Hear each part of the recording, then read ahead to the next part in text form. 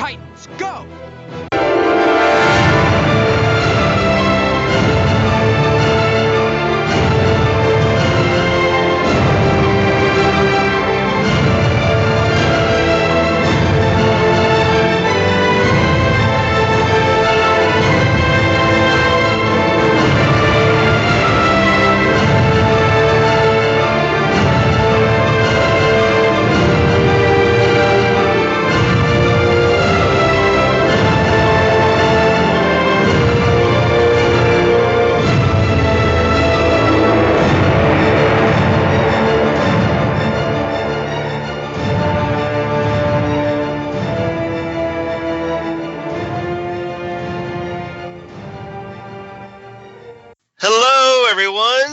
Welcome back to Titan Talk, the Titans podcast.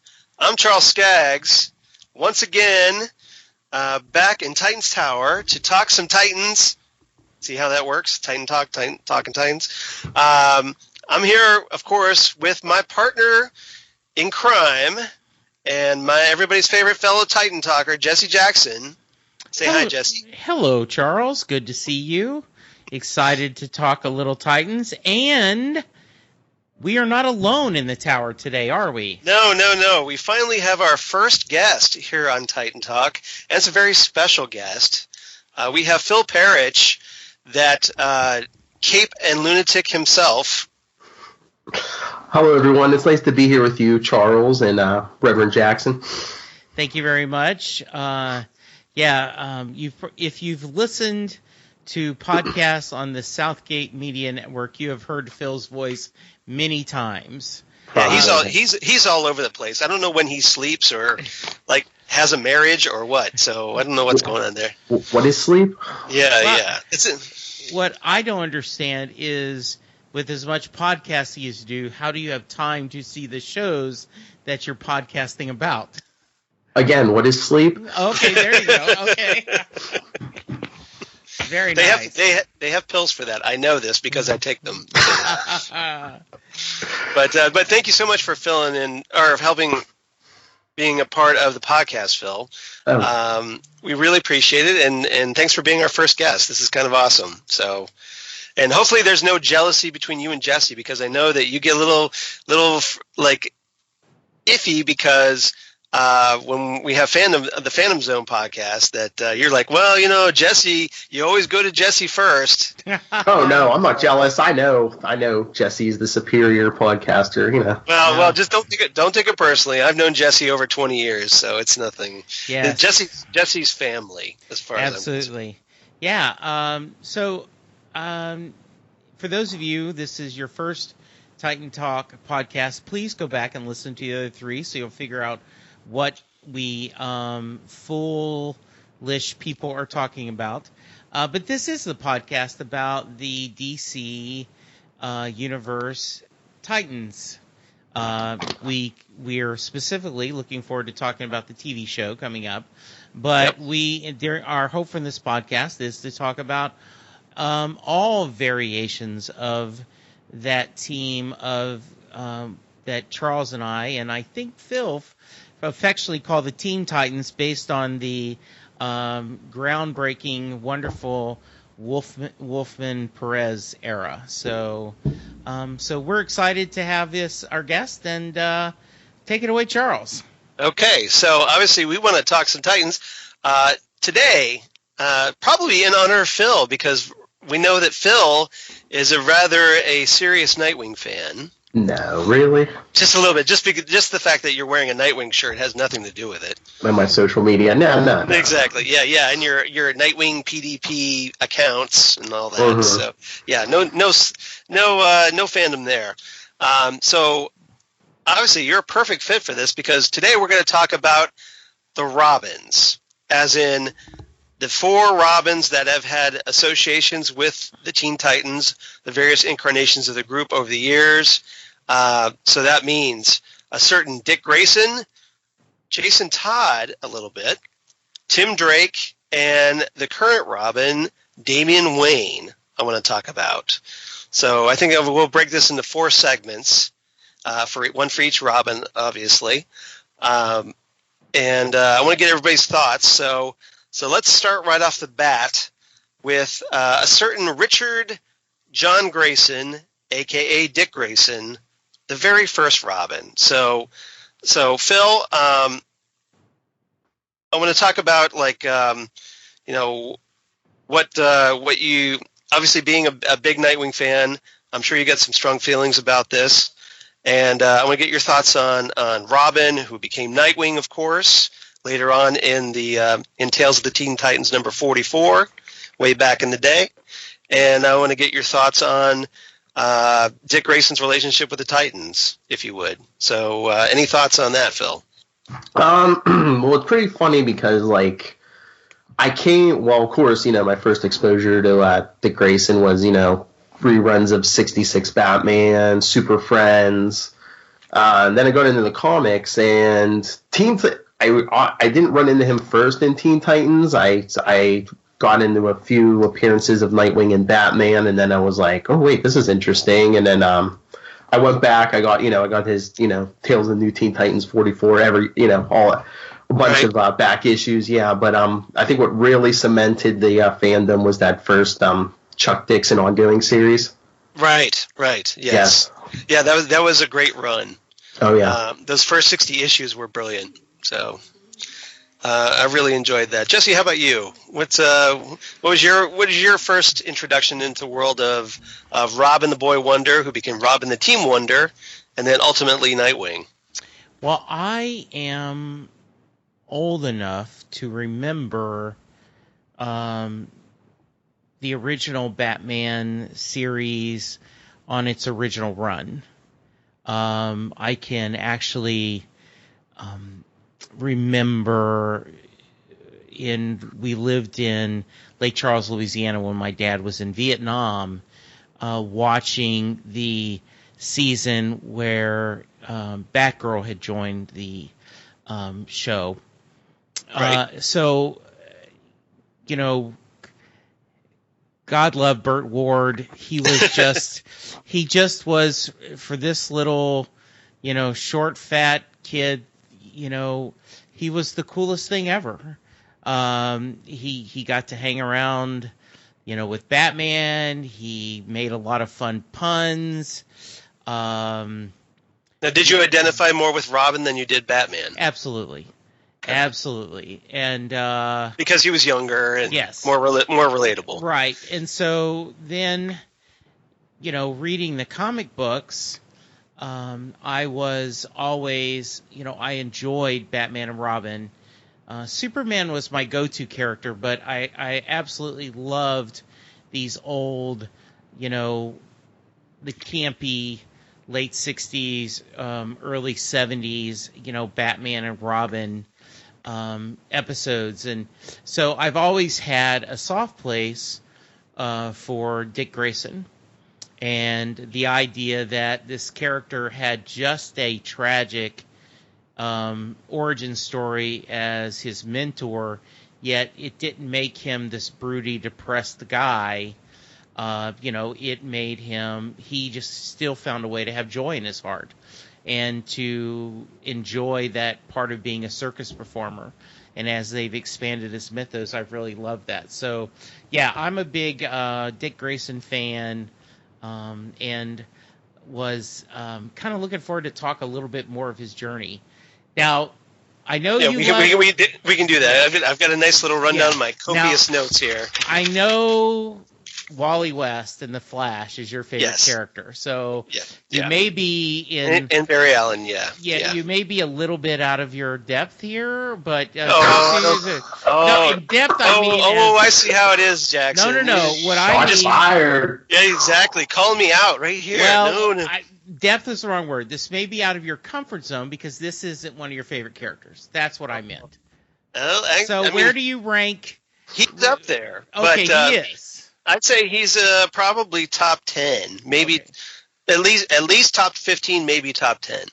So he's definitely up there. So you do not feel? I'm sorry, I'm hijacking as I often do. You do not feel there is a calls me out and he hijacks the podcast. What's up with that, people? I asked. Yeah, there isn't a kind of competition between Robin and Wally.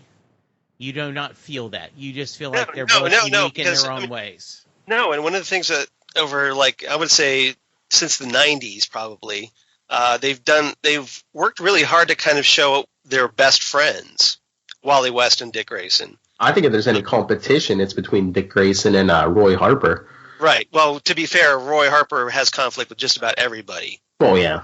So, because, yeah, it's Roy Harper. So, enough said there. Okay, but, yes. But yeah, so as far as Robin, like you, both of you, my first exposure was the Batman TV show. I remember watching it at like 3 and 4, watching reruns in my parents' house. You know, got the Mego action figures with the whole cool Batman, you know, cave play set, and that was cool back in the day. But you know, then I was reading Batman comics very young, so that, and of course later, like toward when I was around 10 or so, I started getting into the Teen Titans. So he was there. So he's kind of like my go-to character from Batman into the Teen Titans. You know, just I really like the character, but the character really didn't really click for me until the Wolfman Perez era. That whole sequence, like, was starting with New Teen Titans Volume 1, number 39, where he and Wally essentially give up their identities. Now, Wally goes to leave the Titans to go off with Francis Kane, Magenta. But, you know, Dick still kind of kept ties with the group because obviously he was romantically involved with Starfire. And we got to see him a little bit on his own until that moment where I think it was Tales of the Teen Titans number 42 when Deathstroke crashes through his office window and kind of sets him on the path of like, well, hey, I need a new secret identity since I gave up being Batman. And he assumed that role of Nightwing. And from that point on, he became a really great favorite character of mine, and has kind of been that way ever since. So I've been a fan of Nightwings, obviously, through, like, you know, the disco Nightwing era with the high collar, all the way through the Chuck Dixon era to the present day. And so, yeah, he's great. And obviously he's been the Titan that's been with the group the most, because if you notice, in some form or another, except for maybe, you know, in recent years, that Dick Grayson has always been a member of the Titans team. He was there in the 60s incarnation, the 70s incarnation, the 80s incarnation. He was in the Titans group when they all reformed as adults.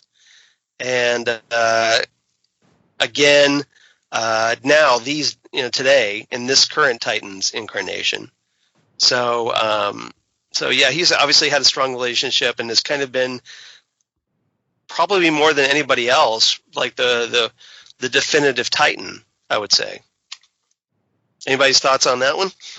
I was gonna ask you, and I think you kind of answered this, Charles, but Jesse, so like Charles, did the character click for you more once he became Nightwing, or were you like on board from like day one as Robin?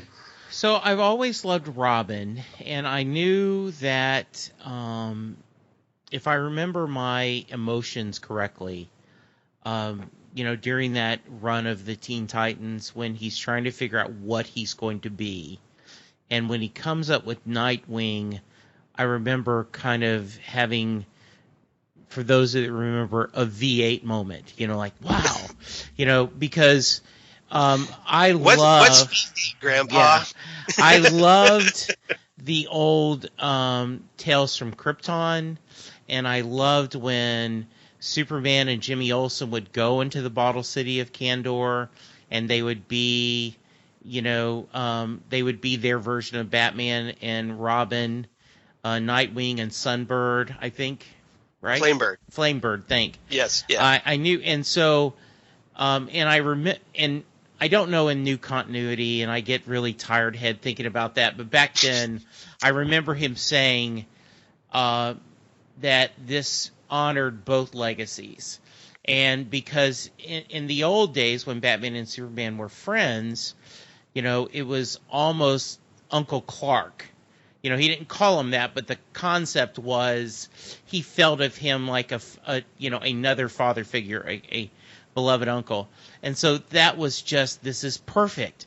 It is, and so since then, I still think in terms of how perfect a story and someone picking a costume and an identity, that's easy, top 5.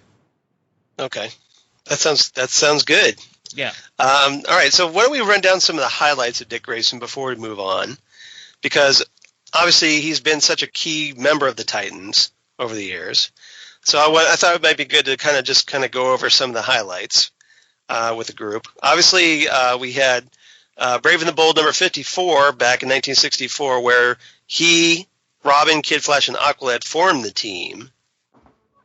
And then we had DC Comics Presents number 26 in 1980, where this is where Jesse and I, being Titan talkers from back in the day, got into the group big time because this was the formation of the new Teen Titans for their first appearance, even though they didn't really start forming together until the actual series. This is more like a teaser. And we had like Raven invading Dick Grayson's dreams and to bring the team together, because she knew that, I think that he was that key component to bringing the group back together. And we had, obviously, later on, he got involved with Starfire romantically, and had that great issue, New Teen Titans number 38, where he helped Donna Troy try to figure out the truth about her past. Who is Donna Troy? Who is Donna Troy, which is a classic issue. And it showed that great friendship that Dick Grayson and Donna Troy had. Yes. If you remember that issue. We talked about New Teen Titans 39, where he gave up his identity and then eventually got the Nightwing persona. When the books went to the deluxe series, the volume 2 of New Teen Titans, apparently he ended up, there was a civil war on Tamaran because Starfire, if you remember, got told that she has to marry this Prince of Tamaran and named Karis, and which kind of pretty much put the brakes on their relationship. So we had that. We had Secret Origins Annual number 3, which I thought was a great issue, where again we have Dick Grayson's dreams being invaded, only this time by the Antithesis, and that was a great excuse to kind of go throughout Titans history, which I really liked. I don't know if either of you read that issue, but it's a great issue. It was kind of a good post-crisis rundown of the Titans history, which I liked. We had New Titans number 100, where after getting back together, Nightwing and Starfire came this close to getting married. Didn't quite work out because we had, for lack of a better word, Dark Raven interrupting the wedding. And then we had, shortly thereafter, the Titans, the original Titans, kind of reformed as their adult versions in the first Titan series. And they got their own headquarters and their own Titans Tower and whatnot, once again, which was great. Then that book went away after 50 issues, and then they brought it back for another couple of years. And then that led us into, recently, into the Titans Hunt miniseries, which we, here in 2015, which Jesse and I talked about recently here on this program. So Jesse or Phil, have you read any of the Titans Hunt issues and the Titans, from the Titans from the Rebirth era? Yeah, I'm reading all. I read Titans Hunt. I've read all the current stuff, and yeah, I've basically been like there every month for the Titans, at least since that like that late '90s series, the Devin Grayson. Yeah. Yeah. So Jesse, how about you? Was there any highlights from the Robin being with the Titans or Nightwing being with the Titans that stuck out in your mind? I love the fact, I remember when they strongly implied that he and Corey were sleeping together. Right. That was a little... Which was pretty rare back in the day. It was rare back in the day. I've always liked the idea... Usually it was like Daredevil was the only one getting action back in the 80s. Exactly. And the leadership he did, making it clear that he was in charge of the Titans. So all those, I never had a problem with him dating Corey. I thought it was nice. Shout out to some of our members of Titan Talk. We did, fan fiction, and there'd be scenes where, he dated Kara, Supergirl, which I always thought was kind of fun. And then I always was a big fan of him and Barbara Gordon together. But I liked how the Titans were a family, and I liked how he kind of was the leader. So I think all of those are great examples. As I've told you, I'm not a big fan of the new series, and I think that has more to do with me than it does the series. I may have just not... I'm just not in the mood to read comics as much as I used to be. So, but which is a crime. I know. I don't think it's you, Jesse. I know what you're saying. I'm still reading them, but that's my whole problem with them since the New 52 on, especially with the Titans. I think they butcher a lot of that history, so it doesn't feel quite the same. Like the whole Cyborg thing, since New 52, Cyborg hasn't been part of the Titans. And it just feels like there's this big gap there, Yeah, and well, that may change because they are talking about with the upcoming revamping of the Justice League series and the Teen Titans and Titans series going on kind of a hiatus. We don't know what's going to follow this No Justice miniseries by Scott Snyder. So we'll see how it shakes out. They put out a black and white image of that Snyder's Justice League, and I believe Cyborg was in that shot. So right, but the question is, so were other members like Corey and Wally. No. It was Batman, Superman, Wonder Woman, Flash. It was John. I think it was the John Stewart Green Lantern. Oh, I see. Oh, yeah, okay. Yeah. Cyborg, Martian Manhunter, and I think was it Hawkgirl? Right. Yeah. If only more than one character. If only comic book characters could be on more than one team at once. Like Wolverine, Spider-Man. Yeah, I know. Yeah, Spider-Man. So Batman. Yeah. It's possible he could do double duty. Yeah, and I just hearing you guys talk about it gives me tired head.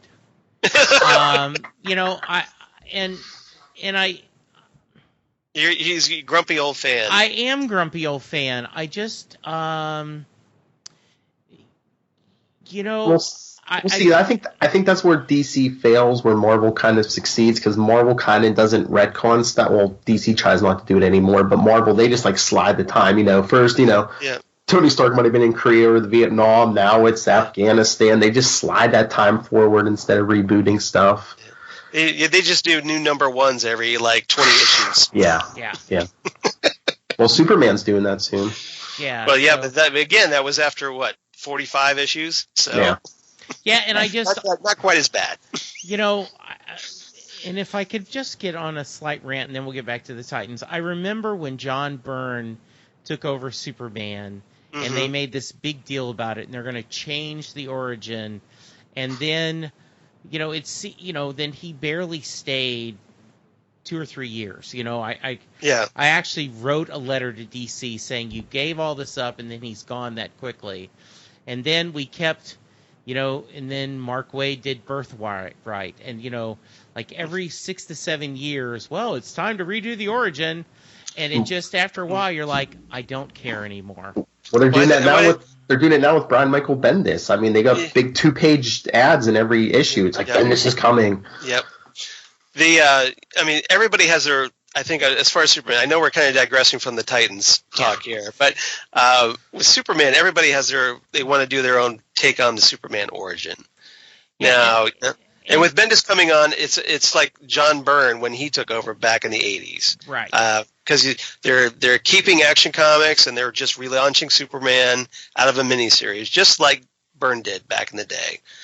And the reason why they keep jacking with what are the Titans. I mean, I kept looking at, and I liked the Justice League movie. I enjoyed it, but I'm going, there's no way Cyborg should be in a Justice League movie. You know, and the cynical me, did they need an African American? I just don't get why you're doing this. And so I feel like there was a time when if there was a Titan book being published, I was going to buy it. If there was a Legion of Superheroes book, I was going to buy it. And now then, I picked these up because we're doing the podcast, which is sad. Well, hopefully hopefully there's something you can get out of it. Hopefully. Yes, I hope so. We'll see. All right. So, probably time to move on to our next topic. I think so. All right. So let's talk about a certain Jason Todd, who did, even though he wasn't technically a full-fledged member, although he was like maybe a member of the New Teen Titans for like all of 2 issues. But he did have some experiences with the Titans, and I kind of wanted to run through that a little quickly. Now, obviously, Jason Todd, for those who don't know, created in 1983 by Gary Conway and Don Newton. First appeared in Batman Volume 1, number 357 back in the day, and then eventually had his origin revamped in number 408 because it was way too much like Dick Grayson's. Essentially, he was a Dick Grayson clone to start off. And then he got it revamped so that he was more like a street hoodlum that Batman takes in because he doesn't want Jason to go down that dark path. He sees him as redeemable. And so, which I think is a much better origin for Jason.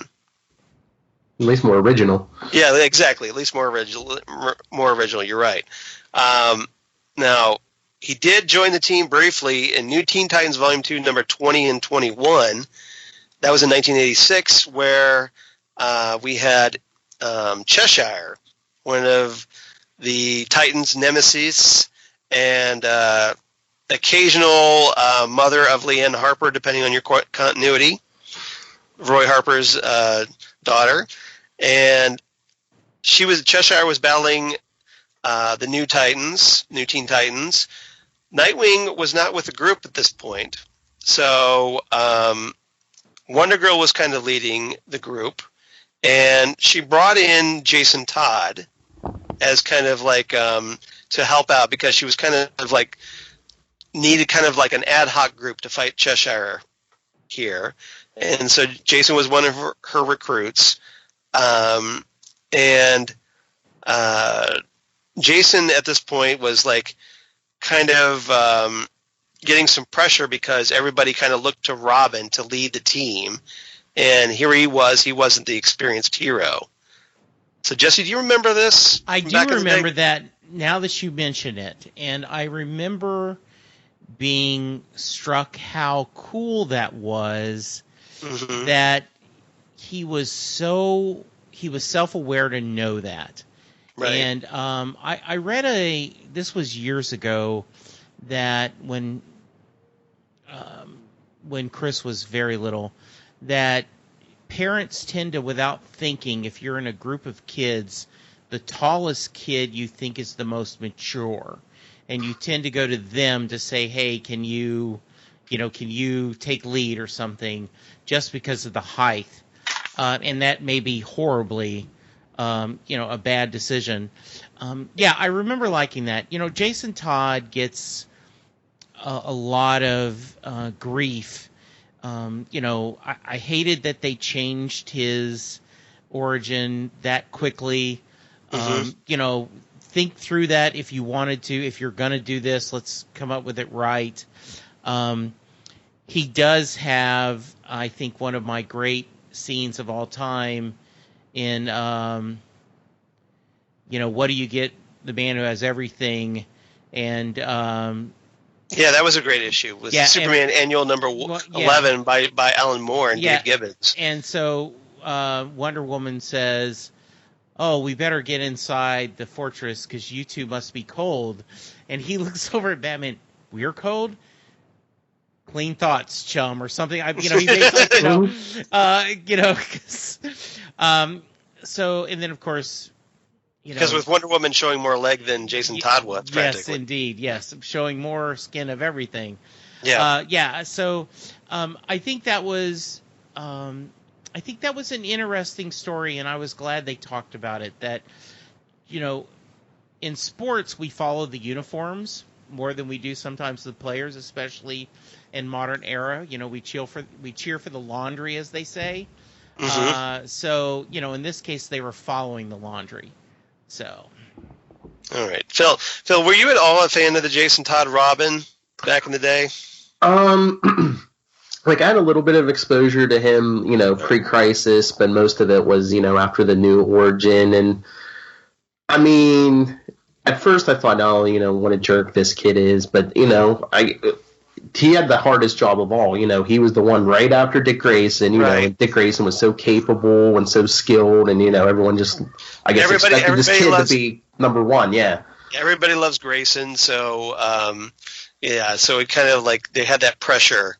Well, I think of following him up. I think they've made that metaphor in the comics before. He was like the Jan Brady. Well, and also Grayson. He was almost the,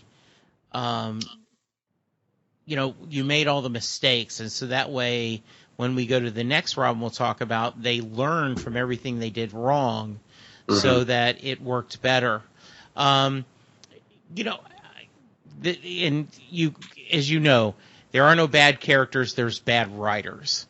And so I think his stories were not very well. They kind of put him in a loop. And, of course, then the infamous Joker poll, people calling in, do you want Robin to die? The 1-800 number, yes. Yeah. And apparently he was only killed off by a couple of dozen votes difference. Oh, I didn't know if it was a couple dozen or a couple hundred, but they said it was pretty close. It was pretty close. So, I love that story that no one expected them to have to kill him. They're like, what? Yeah. What do you mean? The Joker won the popular vote. Yeah, exactly. Yeah. I think it was just more there were a lot of people who just hated Jason because he wasn't Dick Grayson's Robin that they grew up with. Because, comic book fans having a problem with change. That's never happened before as I look at, two people bothered by change right now. Yes. See what he did there? I think that is a fair I think that's a fair thing against me. It's just I think that's a really fair thing, and now that I'm a little embarrassed. Yeah, but is there a difference? Is there a difference between, hating change for the sake of change or just being, I don't think they're honoring the background or the story of this character? Well, maybe I think it's just more that maybe that sometimes obviously with creative changes, the older generation isn't quite the key audience anymore. Mm-hmm.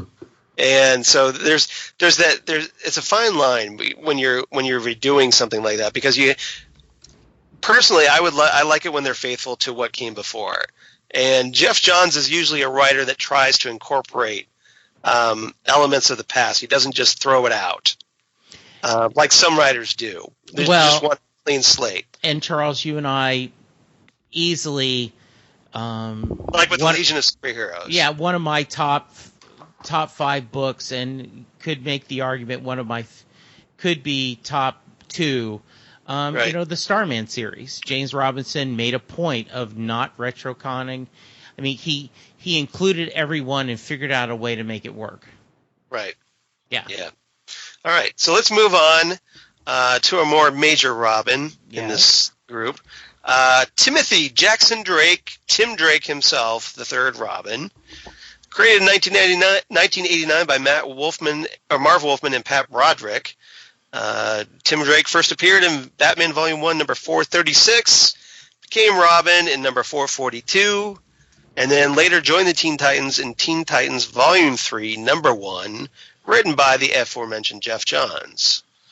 So, and then he ended up becoming Red Robin later on because, hey, we want somebody else to be Robin, and we need to, like, kind of, you know, we can't have two Robins running around like we have two Flashes, but hey, you know, so, because God forbid people might get confused, especially with this, since they both have dark hair, I guess.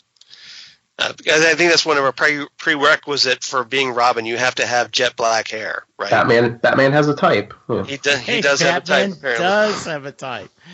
At least with Damien, it makes sense because Bruce Wayne's son, and, you know. So yeah, that at least makes sense. So Tim Drake kind of was first introduced to us during like a crossover between Batman and the new Titans series in A Lonely Place of Dying. So right off the bat, he always has a strong connection to the Titans. Because essentially, Tim Drake was like a Dick Grayson fanboy. Yes. Who, you know, like, he kind of like was such a fan that he figured out that Dick Grayson was Robin and then became Nightwing. He solved his secret identity. And which, of course, meant he knew who Batman was.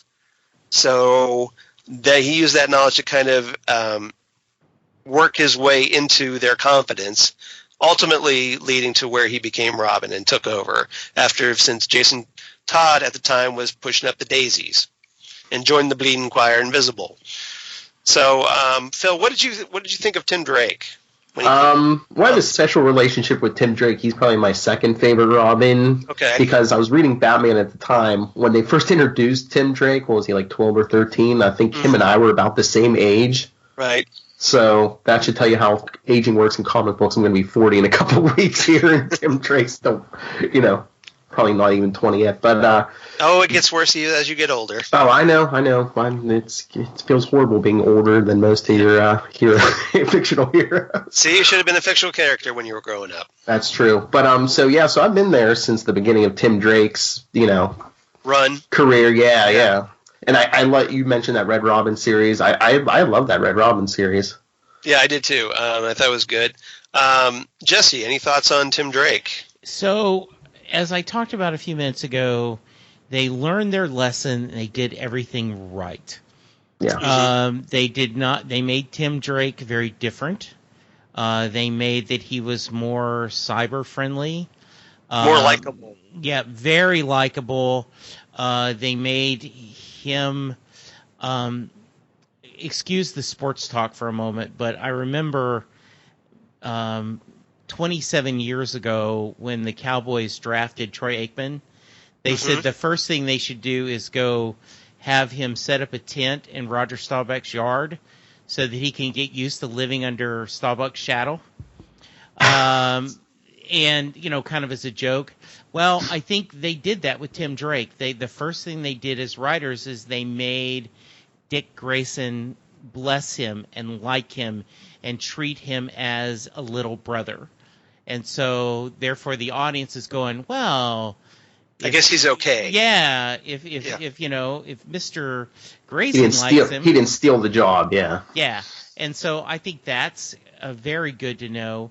I loved a lot of the stories of how he got training, and he had his own father, so it wasn't like you had the whole controversy of, you know, why didn't Bruce adopt Dick? He was just a ward, and and all this, the drama that some of the fandom had. He was cool in his own way. He seemed to have his own. He created his own cast. Had his own kind of unique girlfriends. So yeah, Tim Drake is is a good character, and I think to a lot of people, he's their Robin, right? Yeah. Especially, that is when they say Robin, I'm always going to think Dick Grayson, but I think that there are plenty of people that are going to grow up that, just like Wally West is the Flash, Tim Drake is Robin. Yeah, I mean, he came on the scene in the 90s. So you figure anybody that was growing up reading comics in the 90s was obviously probably a Tim Drake fan, or at least, had a good familiarity with the character. And then he ended up getting his own Teen Titans team that I talked about. So it was almost like a generational shift here. As the original Titans got older and got in their 20s, early 20s, they obviously needed a new Teen Titans group. So they got together, Tim Drake with Cassie Sandsmark, Wonder Girl, Connor Kent as Superboy, and Bart Allen as the resident Kid Flash. And so yeah, you did kind of have that kind of generational shift. And obviously they had their own popularity. That Titans series ran 100 issues, which is a great run. So obviously these characters were popular. And I want to say that it kind of fell apart a little bit toward the end when we had things like Final Crisis and whatnot, leading into ultimately, which became Flashpoint, and then the reboot with the New 52. But even after the New 52, Tim was the leader of the group as Red Robin. Through a couple of short-lived Titans series that didn't quite click, and where he's with a younger Beast Boy, a younger Raven, who were de-aged in the New 52 continuity, and kind of partnered with. It seemed like the only continuity that kind of was the most consistent was Batman and Batman's world. Yeah, and everything was kind of like, adjusted to accommodate that timeline. Yeah, and I think, Charles, just to kind of defend my old man grumpiness a little bit, I have a problem with people who do not embrace a change because they don't like where the story's going, just without even giving it a try.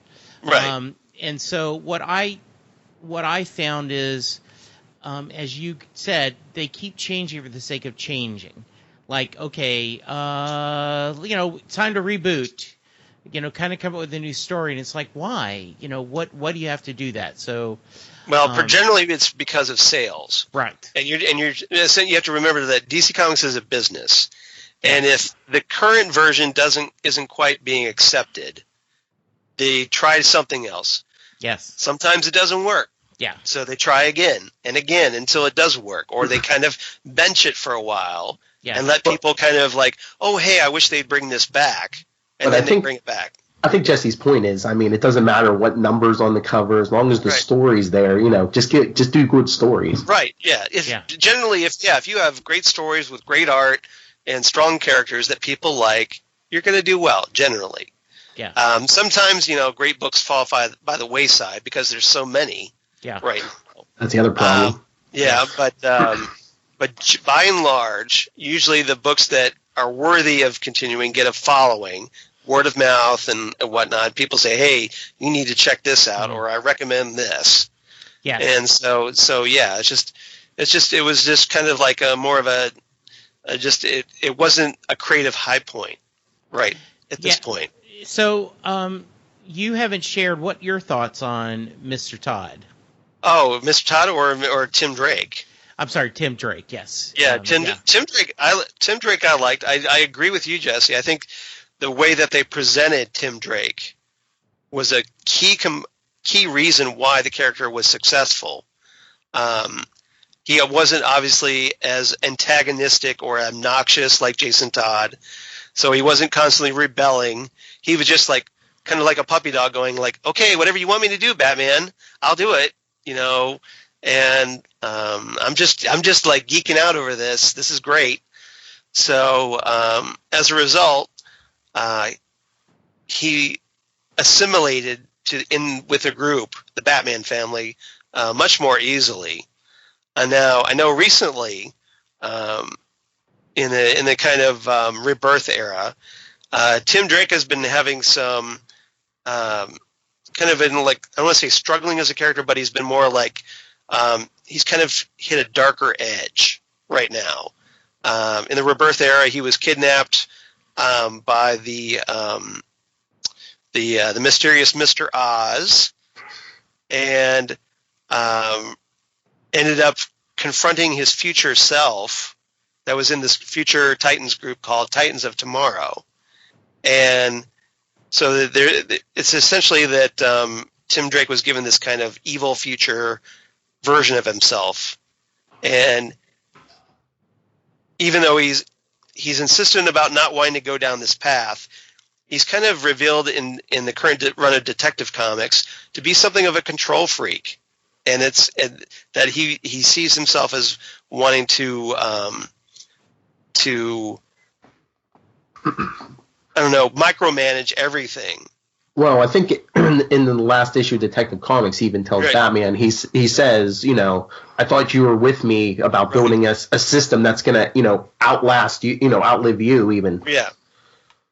Yeah. And so consequently, I'm kind of curious to see where his character's going to go, but I want him to get out of this dark rut. And I'm hoping there will be some redemption for Tim Drake at the end of this whenever it happens. I don't want to see the character go away on a dark note to kind of been benched for a while. I want to see him come through this on the other side and be a hero again. Yes. He's trying to be a hero right now, but he's essentially kind of like obsessing and burning himself out. He's stressed out. Mm-hmm. And probably traumatized because of his experience being a captive of Mr. Oz.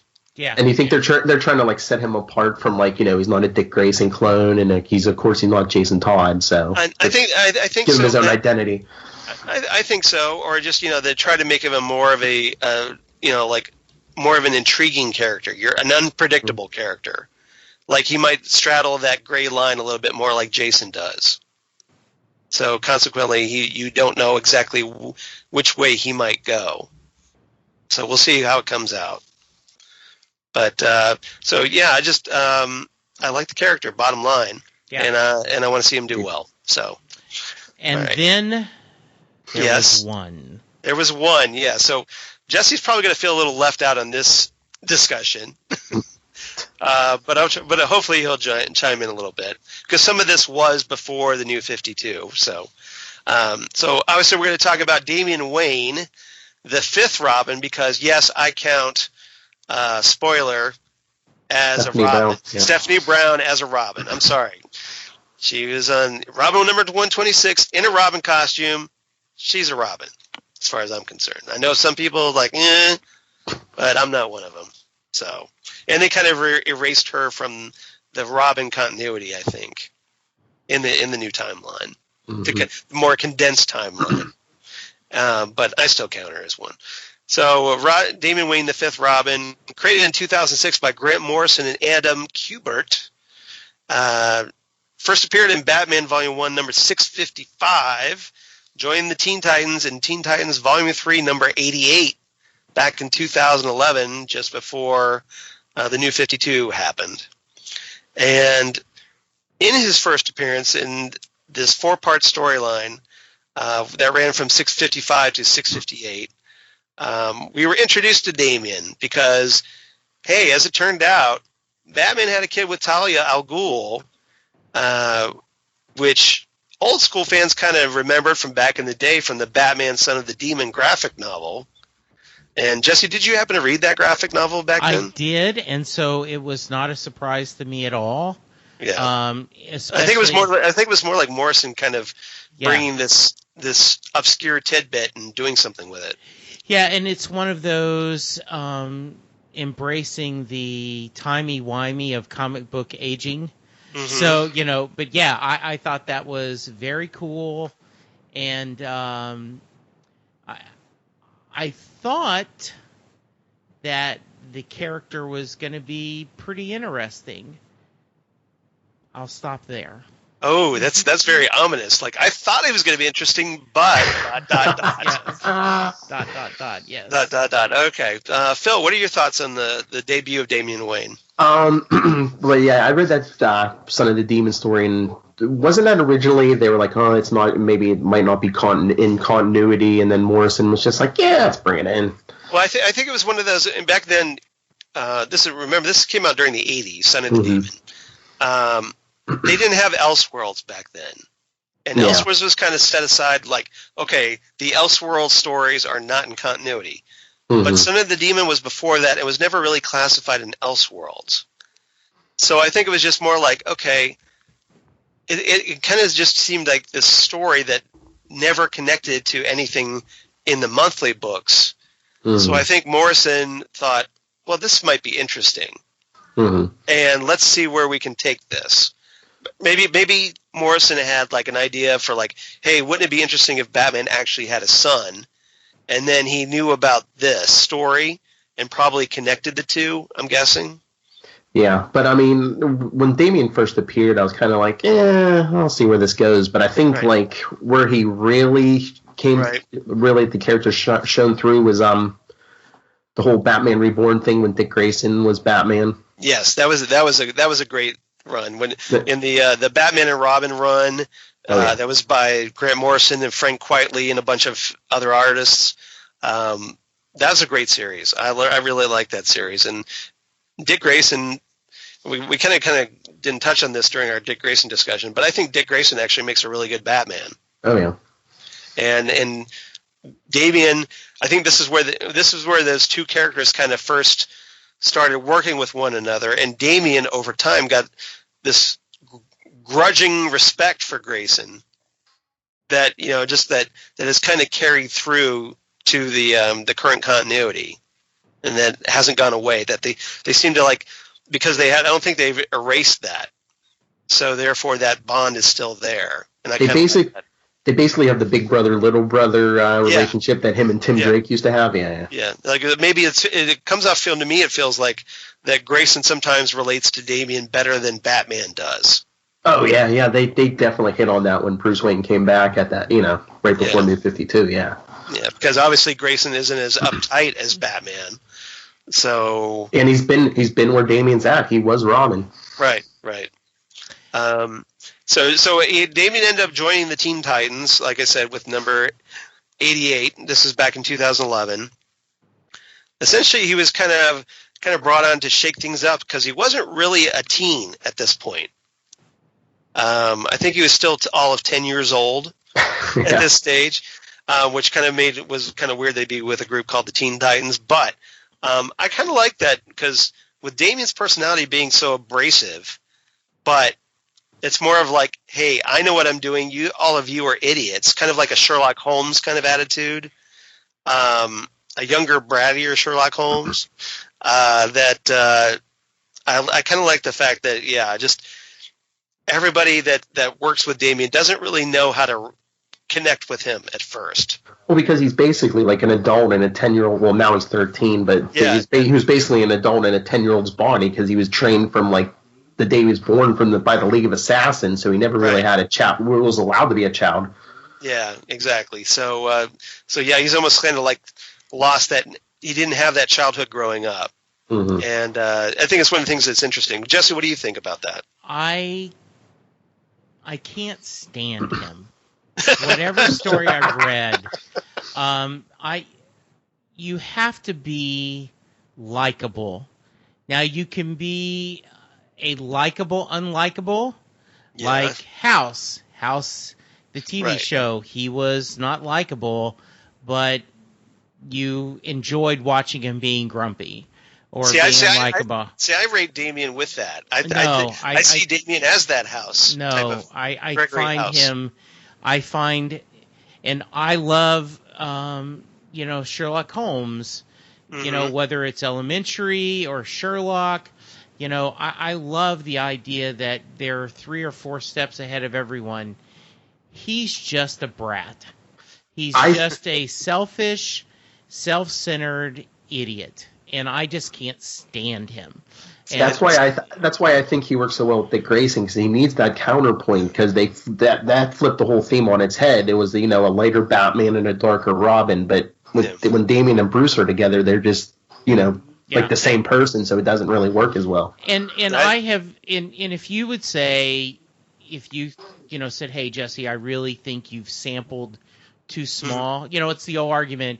Well, you say you don't like cheesecake, or you don't like coleslaw. Well, that's because you've never had good coleslaw or good cheesecake, right? Fruitcake. But just the stories I've read, right? Catching him, I just cannot stand him. He is totally unlikable.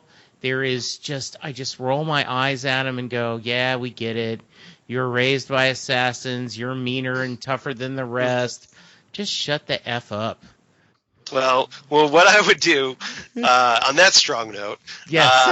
Sorry. What I would do. That's just my opinion. You're perfectly entitled to your opinion. This is why we have this podcast. I don't think I've ever heard Jesse get that fired up. I know, he's dropping F-bombs. What's up with that? Yeah. No, I would recommend Batman and Robin, the new 52 series, actually, by Peter Tomasi and Patrick Gleason. It did a great job at humanizing Damian. Okay. They gave him a dog, an Ace the Bat Hound, and I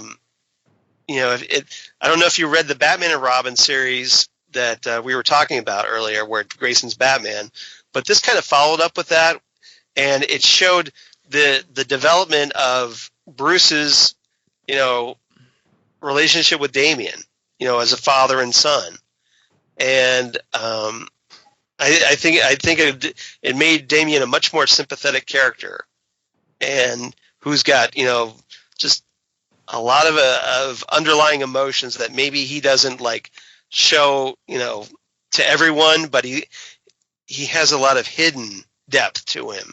And I thought that. Go ahead. I was going to say, and spoiler alert, if you don't like anything else about that series, Jesse, they kill him off for a while. But they bring him back. So, yeah. Okay. Yeah.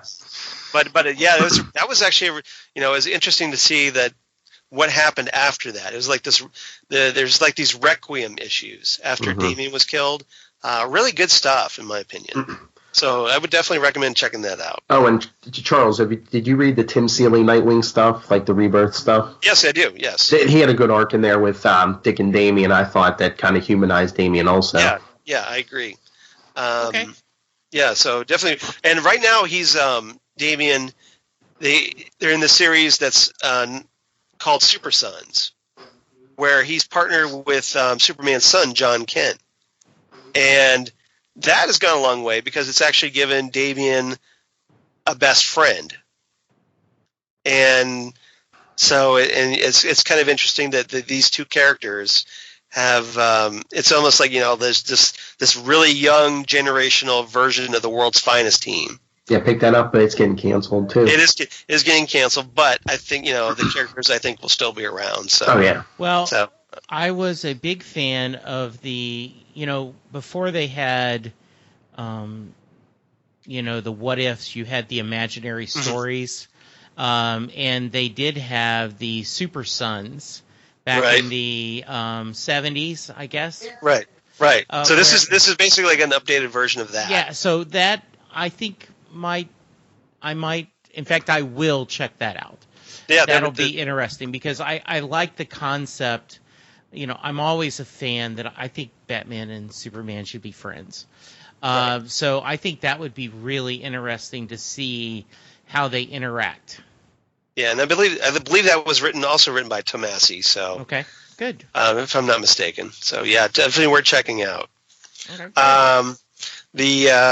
And the Damian, obviously, he's a current leader of the Teen Titans group that's here in the Rebirth era. Had a little friction, of course, at first when he essentially kidnapped the various members of the Titans that he wanted. He essentially assembled his own team, kidnapped them to help him in this fight against his grandfather, Ra's al Ghul, and is slowly starting to win them over. So, and we'll see where that goes. But It's interesting, and I kind of like the current Teen Titans series. I'm enjoying it at the moment. Now, whether it continues or not, because I think they're kind of reorganizing some things, we'll find out. But for right now, I think it's pretty good. Okay, good. So, all right. So, anything else about the various Robins before we move on? So, I think all three of us would give Dick Grayson as the top Robin. Yeah, that's okay. Yes. But Yeah. the other three, and so I would think, just guessing, Jason Todd's 4. So, what flip Tim Drake and Damian? Who would be your 2? Which would be your 3? I would go Tim as number 2, and then Agreed. Damian as number 3. Okay. Yeah. Yeah, Okay. that would be me. All right. Although I must say that the current Red Hood series, I've been enjoying that. Yeah, we should have brought that up. That now I see with with Jason being the Red Hood. So do you like him as the Red Hood? I know like the New 52 stuff, some of that I could take or leave, but since Right. the Rebirth series, I've been enjoying that. Yeah. Okay, all right. Good. Yep, I'm currently reading that, but I know that obviously with things like the I don't know if you saw the Under the Red Hood animated series, because I actually read the original comics, and I thought that was actually a pretty good adaptation of that. Yeah, it's pretty close. Yeah. I think you had Jensen Ackles from Supernatural as Jason Todd, if I remember correctly. He was. Yes. Yep. So, all right. Anything else? No, I can't think of anything. Okay. I thought you'd just bring up that we were talking about this because they announced that they're going to have Jason Todd on. Well, you got to be patient. I'm getting I'm setting the table here. All right. So since Phil kind of blew my whole denouement, let's dive into the Titans Tower section, where we're going to talk about some news about the upcoming TV series Titans. And as Phil mentioned, one of the episodes we've got episode titles, or at least rumored episode titles. Nothing official yet, except for maybe the 5th episode, which we know is the Doom Patrol, because Jeff Johns Instagrammed or tweeted a picture of the script. But the 7th episode of Titans Tower is named Jason Todd, which I thought was rather timely that we're talking about Jason Todd right now. So. The other episode titles, episode 1 probably Titans or the pilot, depending on what they settle on. Episode 2 is titled Hawk and Dove. Episode 3 is Starfire. Episode 4 is Rachel, which I'm guessing is going to be a Raven episode. Rachel Roth, her current identity. Episode 5, the Doom Patrol, which you talked about. Episode 6 called The Messenger. I'm not quite sure what that's going to be about, so that'll be intriguing. And I think episode 6 and 7 are 2-parter, based on some reports from the filming. And I'm going to get in that a little bit later. But so thought that was interesting. Now we also got the casting of the Doom Patrol since the last time we recorded. And Jesse, I don't know if you've been keeping up on this or not. Well, there is this wonderful blog called Damn Good Coffee and Hot that is keeping me abreast of that. I'm trying my best too. So we actually have the casting of the Doom Patrol, which is great because finally a live action version of the Doom Patrol, and I'm really geeking out about this because I'm a big Doom Patrol fan. We've got an actor named Bruno Bashir, I hope I'm pronouncing that right, Bichir, as the Chief. Dr. Niles Calder, he's a Mexican actor, about 50 years old, mostly done some Mexican films and whatnot, but he was also in the Netflix series Narcos. I don't know if either of you have watched that series. I haven't, so I don't know if he's any good or not. Linda has, and she loves it. Yeah, he plays a character named Fernando Duque, or Duque. And so I don't watch the series, so I can't tell you. But he was a few U.S. films, but nothing really notable. But in the Titans version, the Chief is described as, quote, a pioneer in medical science, searching the world over for those on the edge of death in need of a miracle. Brilliant but controversial, Dr. Calder will stop at nothing to help those he believes are in need, including his collection of strange heroes known as the Doom Patrol. So we'll see about the Chief. April Bowlby is going to be Elastigirl. No, not the Elastigirl from The Incredibles. This one came first. Rita Farr, the original Doom Patrol Elastigirl, before The Incredibles ripped off her name. She's best known as Candy on the CBS sitcom 2.5 Men. And I guess she played a character named Stacey Barrett on Lifetime series Drop Dead Diva. I didn't watch either of those, so I can't attest to either of that. Either of you a 2.5 Men fan? I've seen reruns. So are you familiar with the character? No. No? I think if it's who I'm thinking, and she's very buxom. I think she was Charlie Sheen's girlfriend. Or I think she might have been. I don't know if she dated the one who played his brother for a time. The joke was she was like a lot younger than him or something. Yeah. That's probably her then. She's also been on episodes of The Big Bang Theory, Mom, Psych, CSI, How I Met Your Mother, and CSI New York. And Elastigirl is described as an actress on the rise. Rita Farr was exposed to a toxic gas that altered her cellular structure, which in the comics allows her to expand or shrink her body at will. Longing for the days of old, Rita finds a place for herself among the Doom Patrol. And as we know, at least from the comics, Elastigirl is the foster mother of Gar Logan, a.k.a. Beast Boy. Yes. So I'm presuming that'll be the connection. We have Jake Michaels as Robot Man. I'm really geeked about seeing Robot Man. I hope they do a good version of this. I don't know. It has to be really good makeup, I'm guessing, or CGI or something.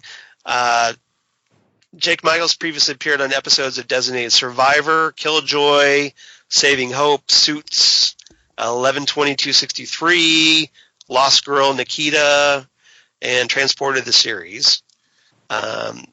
And Robot Man is described as a former race car driver. Cliff Steele was in a horrific accident that left his body uninhabitable. Cliff's brain was saved by the mysterious Dr. Nels Calder, and he lives on in a powerful robotic body. Nice. Yeah.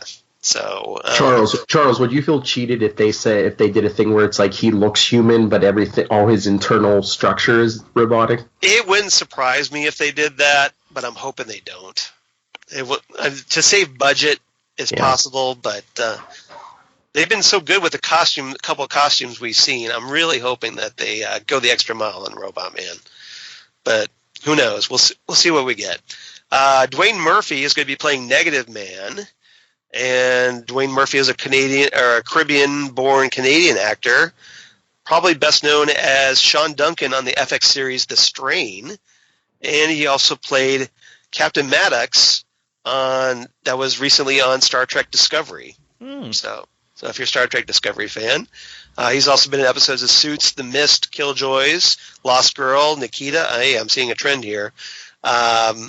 Warehouse 13 and Degrassi, The Next Generation. If you're a Degrassi fan from back in the day, Negative Man's described as a pilot in the Air Force. Larry Trainor crashed his plane and was exposed to a mysterious negative energy. Wrapped in bandages to protect those around him, Larry struggles with this new strange power. So Nice. that's the Doom Patrol, and I cannot wait. And especially knowing that it's written by Jeff Johns, who is a big Doom Patrol geek. So I'm kind of looking forward to that. Now, we do have some speculated cast, and this is what kind of ties into our Robin discussion here. There's been an actor named Curran Walters, I'm not sure how it's pronounced, but he's been rumored for Jason Todd. And primarily because there was some filming recently in Toronto, and someone, I guess, that has really close ties to production because he's got a lot of behind-the-scenes photos, has been posting a bunch of spoilery stuff about the production. Now, he says he saw Curran Walters in costume, and apparently this was during the filming of episodes 6 and 7, And like I said, episode 7's named Jason Todd. So if you connect the dots, it seems pretty likely. And if you've seen a photo of the guy, which I posted on Damn Good Coffee, he kind of looks like Jason Todd. So, Phil, have you seen a picture of this Kieran Walters? If it's the one I thought I saw one a while ago, and yeah, I mean he could pull off a passable Jason Todd. Yeah. How about you, Jesse? Do you see a picture? Yeah, I think absolutely. Yep, I think so too. So we'll see. He has kind of a smarmy look about him, so with a punchable face. So that's perfect for Jason Todd, right? Yeah. So I guess the speculation is that because I guess in the beginning of the series, Dick Grayson is Robin, and then we're going to get the switch over. But do you think we're going to get a lot of Batman, or is it all just going to be like them talking about Batman? That's a good question. We might get Batman mentioned but not seen. Yeah. I don't know. I'm hoping at some point we see him, but is it like the Clark Kent emailing thing on Supergirl? Dick Grayson will get emails from Batman every episode. Yes. You're fired. Like do Dick. Alfred says hi. Yeah. I don't know. So we'll see where that goes. Interestingly, if you kind of look on this guy Cal Puth, his Twitter account, I kind of scrolled up a little bit to something more recent and noticed that on March 12th of this year, 2018, he posted that some casting information mentioning that Melody Johnson as Nuclear Mom, Jenny Ross as Nuclear Sis, and Logan Thompson as Nuclear Biff. Now, who are these characters? Well, some really obscure villains in the DC Comics universe by the name of the Nuclear Family. If you're an old school Outsiders fan like I am, these characters first appeared in the first couple issues of the first Outsiders series that followed Batman and the Outsiders. This is the deluxe version of that, and back in the 80s. And so I'm thinking, they're going to bring the Nuclear Family in this series. So obviously, I don't think anybody's doing a thing with these characters. So this might be kind of cool. We'll see how this goes. But these are very 50s prototype characters that turned out to be androids, and I'm kind of curious to see how that plays. We'll see if it's played for cheese or what, but that was really interesting. So we'll see. Jesse, were either of you a fan of the Outsiders back in the day? Yeah, I always loved the joke that Batman as the Dark Knight, the lone, creature of the night, except is a member of Justice League, except a member of the Outsiders, and has a random superhero join him every month for an adventure going to Brave and Bold. I always liked that joke. But yes, I like the Outsiders. Yeah, they're almost experiencing like a minor comeback right now, because if you watch the series Black Lightning, there are a ton of Outsiders references on Black Lightning. Yes. And I don't think they're done yet. So so it's kind of cool, because I'm a big Outsiders fan. And obviously they had a nice crossover with the Titans as well. You see how I brought that all together? Absolutely. Think we're going to get Black Lightning in the Outsiders? I would hope so, because if you think about it, Black Lightning, if they've got Thunder, they presumably have Grace. All Grace needs to get some superpowers, but and that's 3 Outsiders members right there. So maybe if they bring in like Metamorpho, which could be cool. We'll see.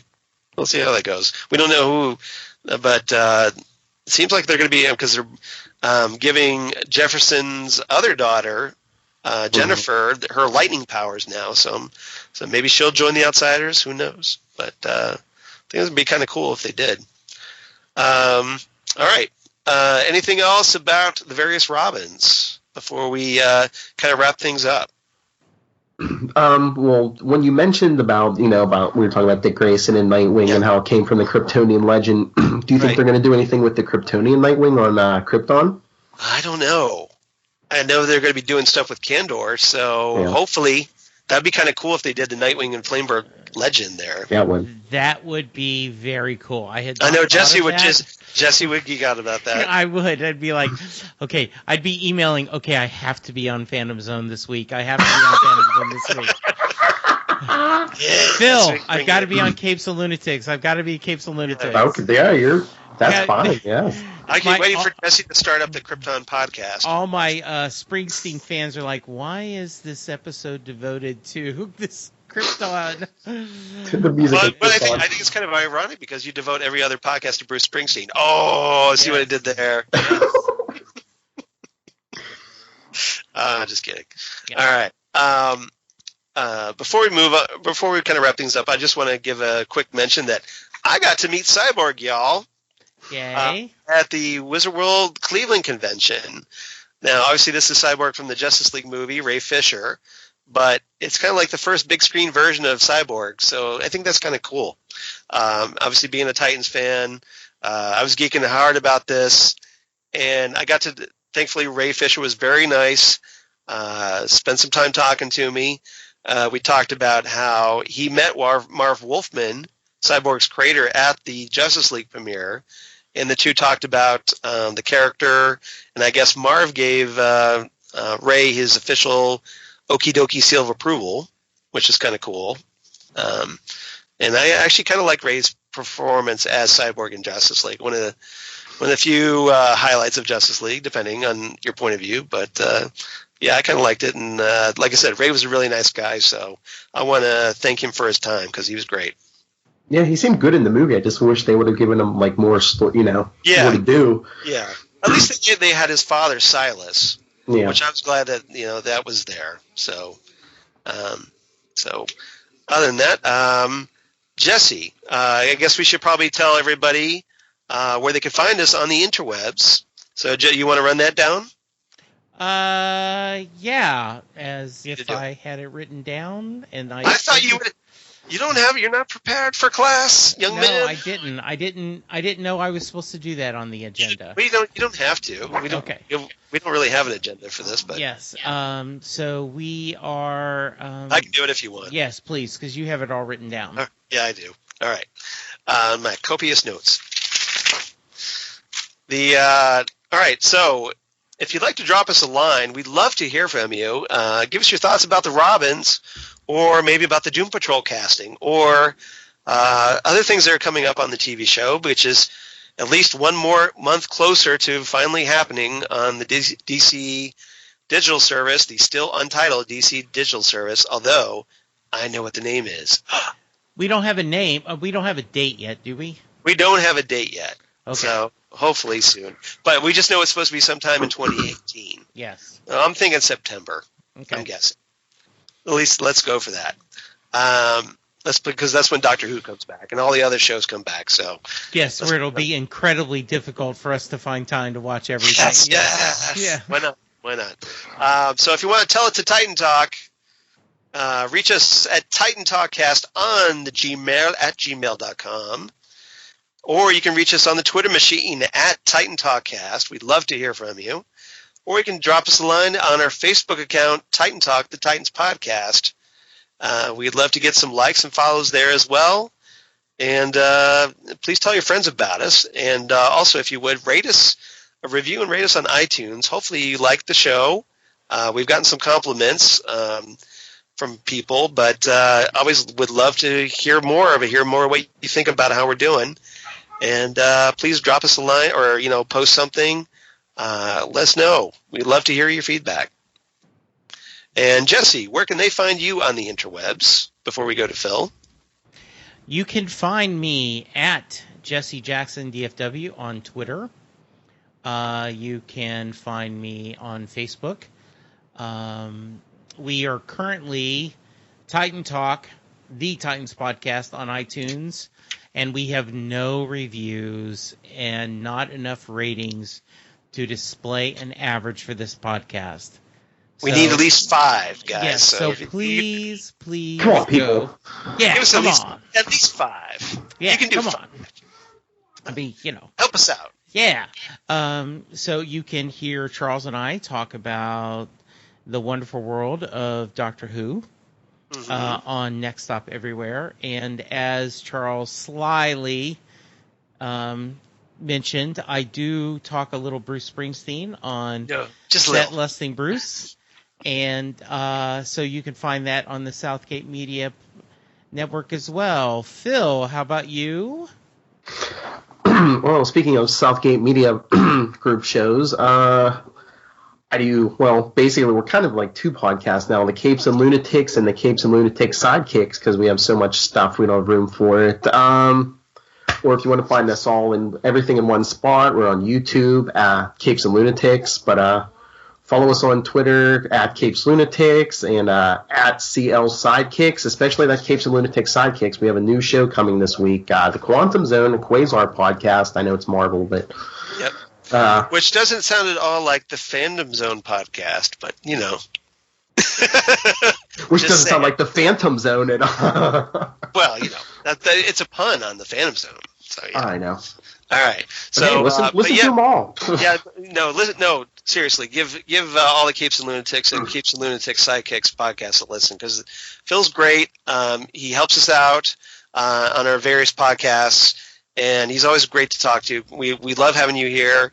Thanks so much for being our first guest here on Titan Talk. Yeah, that was great. Oh, I love comics. I love talking to you guys. And thanks for talking Robins with us. We really appreciate it. So, yeah, give Phil some love on the interwebs. I'm sure as he builds his Capes and Lunatics empire. Yes. Excellent. Yes, because he needs a hobby. Yeah. Dire, desperate need of a hobby. As for me, of course, you can reach me at Charles Skaggs on the Twitter machine, or at Charles Skaggs on the Instagram, Google Plus for all you crazy kids on the Google Plus. Shout out to Karen. And Facebook, of course, Charles Skaggs, and my blog of geeky things. Damn good coffee. And hot. Damn good coffee and hot. Where I talk about all the Titan stuff that we talk about here on Titan Talk and more. All kinds of comic book sci-fi goodness. And my other three podcasts that I do, the aforementioned Next Stop Everywhere with Jesse, or the Phantom Zone podcast that Phil is kind enough to join us on occasionally, and will be doing so, I'm sure, in the near future. Where we talk about all the comic book shows that are on for the week here and there. And then Ghostwood, the Twin Peaks podcast they do with Zan Sprouse, wife of comic book artist Chris Sprouse, where we discuss all things Twin Peaks.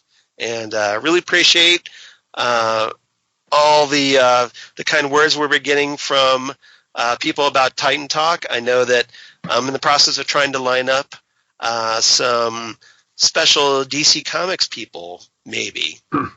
That could happen. So we'll see. When we're done, let me hang on a minute. After we're done, I might have a name for you. Ooh, excellent! Nice. Thank you, Phil. Cheers, Phil. And we're also trying to coordinate Blast from the Past. We've had several former Titan Talkers say they want to join us, and so we're trying to make that happen as well. Yep. So yeah, definitely we're welcoming that because we'd love to kind of run down memory lane a little bit as we kind of try to build up excitement for the upcoming Titan series, which again hopefully will be sometime around September, and we'll see how that goes. But in the meantime, as the news comes out, obviously we're going to talk about it right here on Titan Talk. So Jesse, any final words? I just thank you for listening. Send us feedback on what you want us to talk about. And I want to say again that, Phil, it was great to have you on there. Every time we get to podcast together, I have a blast. So thank you for joining us. Oh, yes, thank you. So much.